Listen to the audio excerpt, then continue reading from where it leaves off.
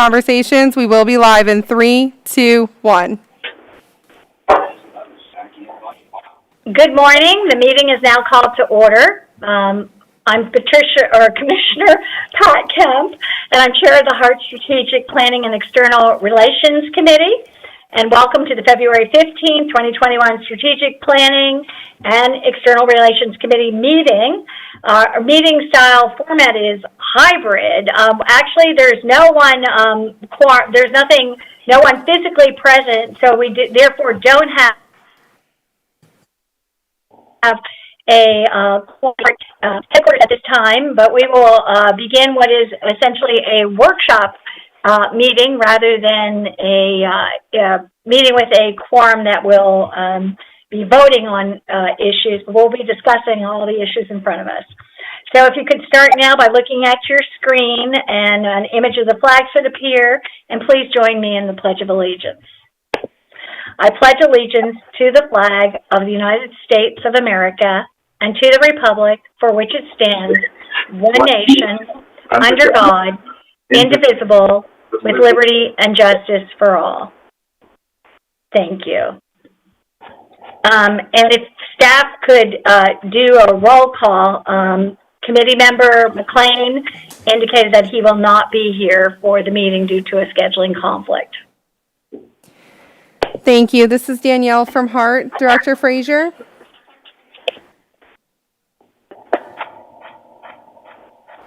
Director Frazier.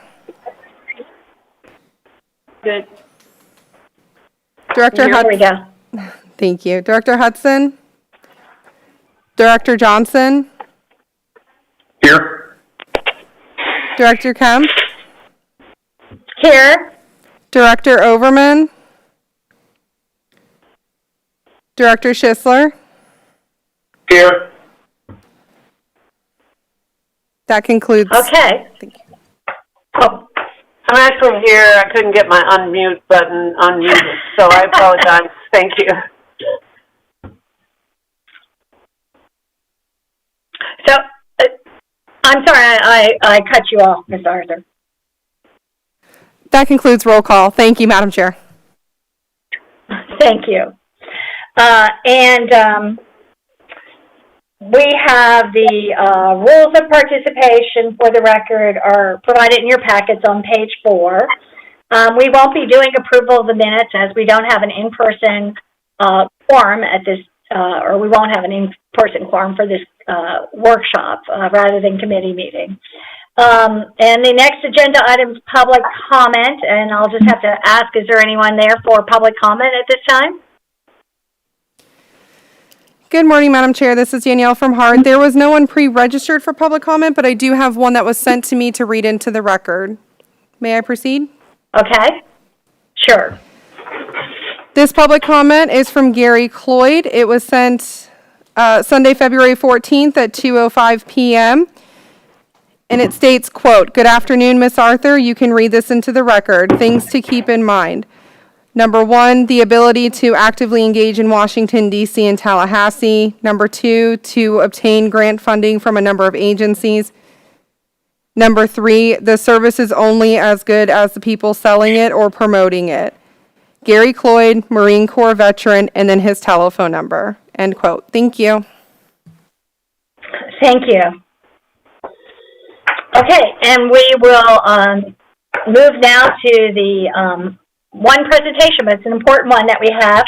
The MPO Transportation Improvement Priorities, the TIP for fiscal year 2027. And I'll just say before we move to Mr. Cochran to introduce this, that I'm pleased to have this on our agenda and moving through the board because I don't know if it did in the past prior to my being on the board, but we did not have these coming through HART, and I think that that is critical. And I was kind of shocked year after year when I found out that these improvements were not first sent by HART to by the HART board to the MPO.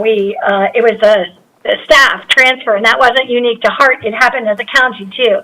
And in both cases, we very much prevailed to kind of get a process in place which would move this in accordance with board priorities for the direction that the organization should move. So I'm pleased to have this presented. It's the board voted last year to, in the future, always have this come before us. I think it's only appropriate. And so with that, I will introduce Mr. Cochran, Director of Service Development. You're recognized. Thank you. Thank you, Madam Chair and committee members.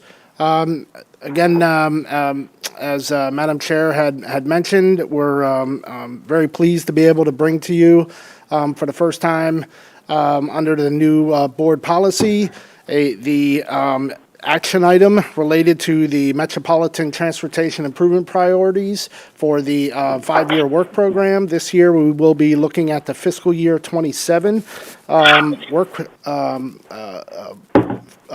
priorities. Next slide, please.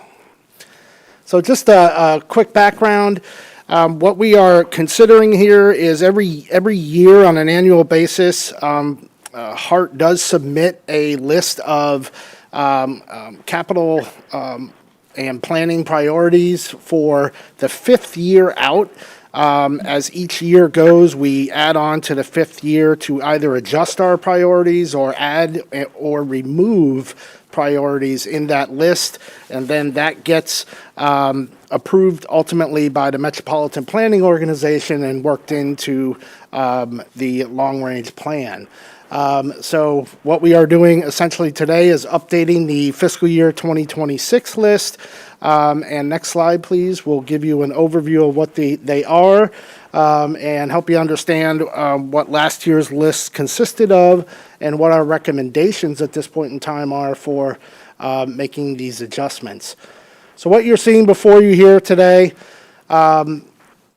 is very similar to last year's list. We have removed a couple. Real quick, I'll go over what we have adjusted in terms of taking off. If you look down at the bottom, the lighter shaded blue, we under the recommendation of the board, we will be removing the automated vehicle facilities infrastructure from the list. Based on a long conversation and consensus by the board last summer. That was ultimately removed from the TDP, so it is now reflected in this priority list for this year. The CNG compressor is removed because it was actually funded at this point in time, so it's no longer needed in there. And the fiber optic ring between jurisdictions, this is a project that had been in there for a little bit, for a couple years. And speaking with our IT department, we decided to take a step back on that project, take into consideration the funding needs at this point in time, the technology that's moving forward in the county and the city, with all of the different types of technology and programs that's going on as far as the traffic management systems and how we would move forward in working that technology in and, essentially whether or not this is the appropriate technology at this point in time. So the ones above it, these are all ones that were in there last year. We have made some adjustments in terms of the top priorities. Really, the top three are the most important ones. We have made the heavy maintenance building at this point in time the top priority in our list. Last year, I believe it was either 2 or 3. I believe it might have been 3. So we moved that to the top of the list. Bus replacements was number 1 last year. We've moved that to number 2. And the CAT AVL, I believe, was number 2 last year. Do keep in mind, though, that really those top 3 are all really critical to the infrastructure capital improvements for the agency, but definitely the HM building is top priority at this point in time. All the ones below it are very critical to the agency moving forward in being identified, many of them in the All for Transportation surtax projects it's reflected in, as well as the TDP. And I think beyond that, we'd just like to open the floor to gaining a consensus to bring forward to the board as an action item. Obviously, we can't take action today, but we would like to open the floor to a discussion to get a consensus to move this forward to the board and get committee's thoughts on these projects. Next slide. So thank you for that. Are you finished with the presentation, Mr. Cochran? Yes, yes, ma'am, I am. Great. Thank you. Thank you. Very good, very clear, clean presentation. Good job. If there's anyone who would like to have some discussion.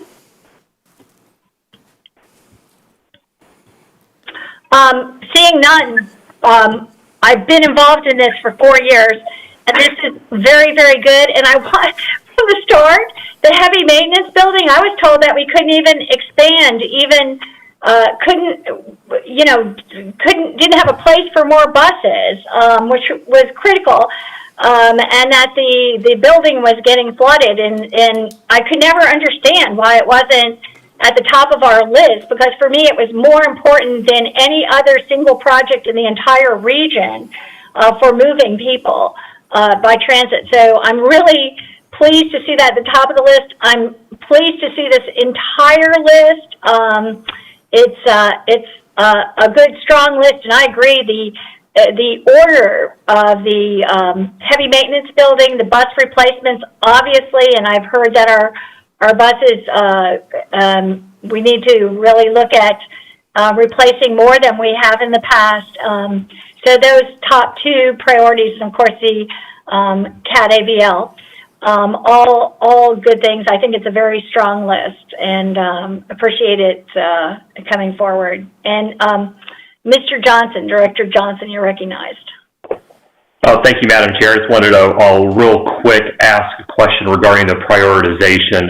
If depending on how with resources coming in from different areas between the feds and other things that are going to be happening, do we have the ability to kind of reprioritize based off of that if something is going to allow us to be able to maybe either get new resources or find different ways to be able to I guess maybe find ways to be able to try and get something funded, or us to be able to try and start on something quicker. I agree with Commissioner Kemp that I like the way it looks right now. I think there's some great projects on there. I just wanted to be able to make sure that this won't be completely in stone, to where if we have the ability to maybe move something around based off of something that's going on, we'd be able to be a little nimble on it.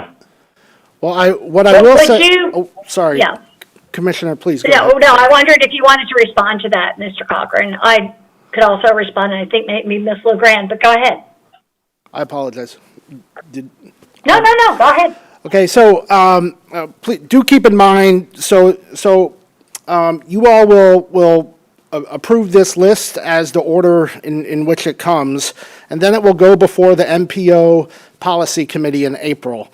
At that point in time, it is a discussion item at the MPO level, and ultimately that is adopted by the MPO, and they work it into another list based on a whole bunch, based on the city's own priorities, the county's priorities, Temple Terrace, Plant City, any of the other contributing cities from the county that lie under the MPO. That being said, funding that comes down doesn't necessarily come in any order that's on that list. We just identify that as a priority. So,